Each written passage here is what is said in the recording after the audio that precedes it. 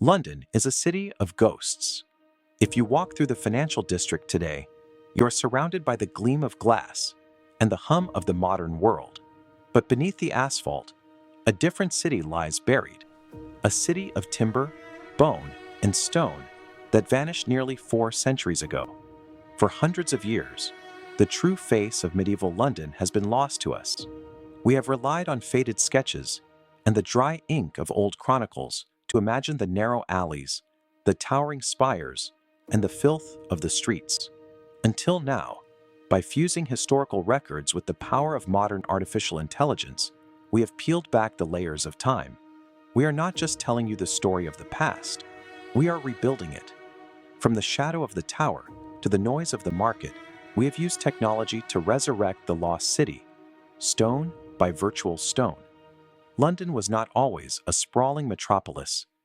It was a cage. In the medieval era, the boundary of the world was defined by the ancient Roman wall, a 2-mile circuit of stone standing 20 feet high.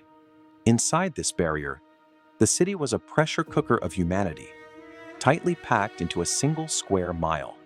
By the 14th century, nearly 40,000 souls were crammed into this space, living on top of one another in a dense tangle of timber and clay. To enter the city, you had to pass through one of the 7 great gates: Ludgate, Newgate, Aldersgate, Cripplegate, Moorgate, Bishopsgate, or Aldgate. These were not just open arches. They were fortified checkpoints, toll booths, and prisons all in one. As you passed beneath the stone archway, you would leave the fresh air of the countryside and be hit by a wall of noise and stench. This was a pedestrian city, a maze of winding lanes so narrow that carts often scraped the walls of the houses on either side. There was no urban planning here, only organic, chaotic growth. Space was the ultimate currency, leading citizens to build upward. Their houses jettied out over the street floor by floor, turning the alleyways below into perpetual twilight tunnels, where the sun rarely touched the ground. To the east, standing guard over the river approach and looming over the wooden city, lay the ultimate symbol of oppression, the Tower of London. At its heart stood the White Tower, a structure that would have terrified the medieval population. Built by William the Conqueror shortly after 1066, this was never intended to be a palace for the people's enjoyment. It was a calculated weapon of psychological warfare, constructed of white Caen stone, imported all the way from France to gleam blindingly on the skyline. It was a foreign rock for a foreign king. For the native Anglo-Saxon population, the tower was a constant reminder that they were a conquered people. Throughout the medieval era, the fortress evolved into a self-contained city of war. Kings added concentric curtain walls and a massive water-filled moat fed by the Thames, turning it into the most secure fortress in Europe. While it served as a royal residence and a mint for the kingdom's coinage, its reputation was darker. It housed the royal menagerie, where lions, leopards, and polar bears, gifts from European monarchs, roared in the darkness, their alien sounds echoing over the city walls.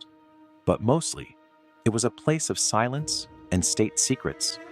To be sent to the tower via Traitor's Gate, passing beneath the damp stone arch from the river, was often to disappear from the world of the living forever. If the tower is the city's fist, the bridge is its lifeline. For centuries, this was the only way to cross the Thames, on foot, funneling all traffic from the south into the city. It was not merely a bridge. It was a miracle of medieval engineering and a bustling town in its own right. Finished in 1209, the bridge rested on 19 irregular stone arches, guarded by a drawbridge and fortified gatehouses. Looking at it, you would hardly know it was a bridge at all. It was a floating street lined with shops, haberdasheries, and houses that towered up to 7 stories high, leaning perilously over the rushing water. Crossing the bridge was a sensory gauntlet. The street was narrow, perpetually choked with carts, livestock, and travelers. The noise was deafening, dominated by the roar of the water below.